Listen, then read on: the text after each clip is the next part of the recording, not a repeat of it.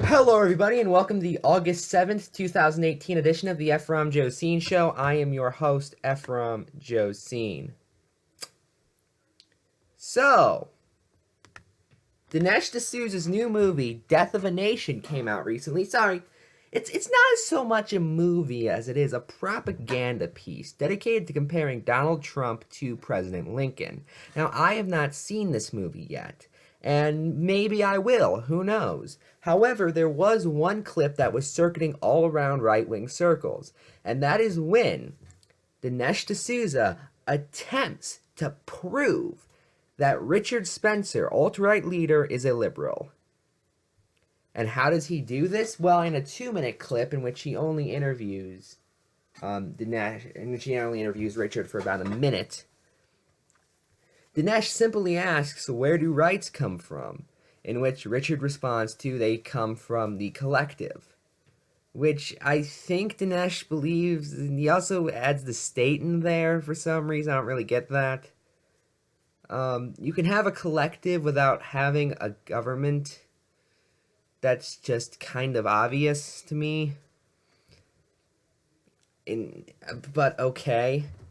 And then Dinesh asks very important questions, such as, what does Richard Spencer think of Ronald Reagan? To which Richard Spencer doesn't really like him.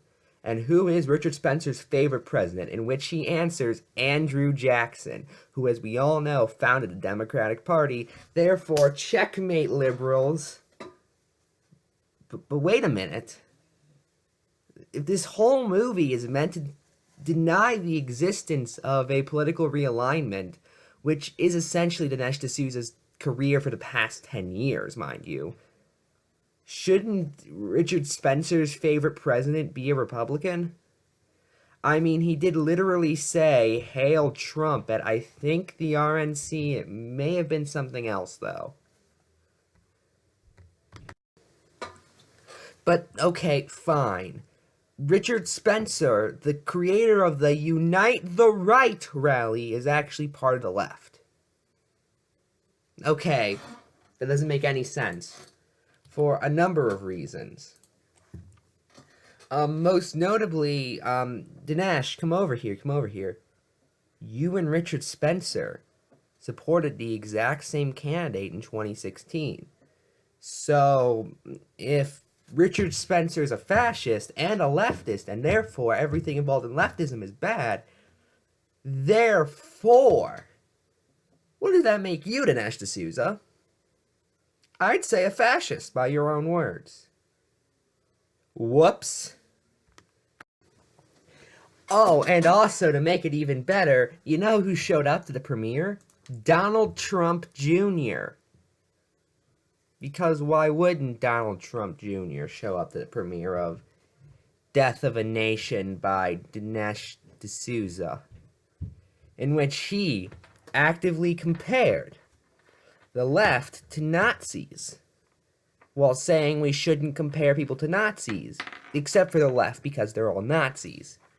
And if you actually read the Democratic platform, it is the exact same as Mein Kampf. A lot of people don't know that, because I just made it up.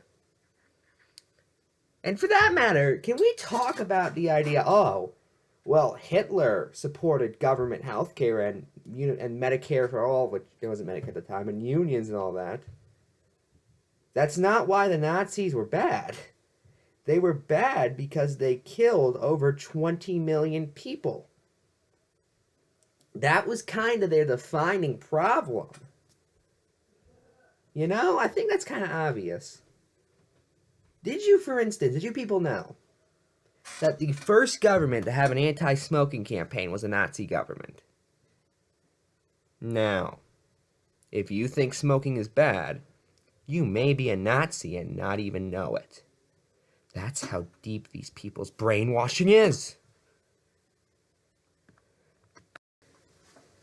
How about just only people who actively call for genocide are Nazis?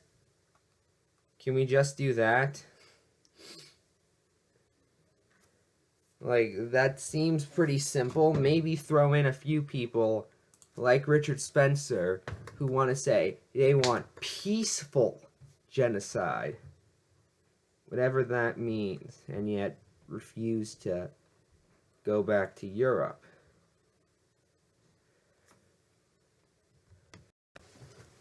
Speaking of Nazis, here's Lila Rose comparing abortion to the Holocaust.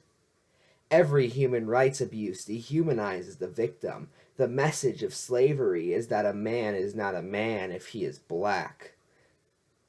The message of the Holocaust is that human beings are not humans if they are Jews and tons of other people. The message of abortion is that a child is not a child if she is in utero. That's science talking and how we define things. A child in utero is a fetus. That's just an objective fact. You can't do this word game. I'm tired of conservatives doing this word game where it's a very substantive difference.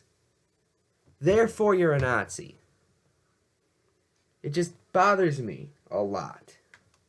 Also, again, if animal rights groups say that, they are laughed at. So that just should be noted. Here's some more. In America, a black baby is almost as likely to be aborted as he or she is to be born. In NYC, thousands more black babies are aborted than are born. That's a lie. It's within 100, if I'm not mistaken. Or at the very least, within 1,000. It's not thousands more. Abortion is the #1 killer of blacks. Abortion is decimating decimating the black community. And these are the same people who deny systematic racism when it comes to economic issues. But remember, the whole point of Planned Parenthood was specifically to get rid of black people, which is still their goal to this day. A lot of people don't know that, because I just made it up. You know, just like how the U.S. is still racist because Thomas Jefferson... I'm going to shut up now. That's it, by the way. I'm Ephrom. Good night.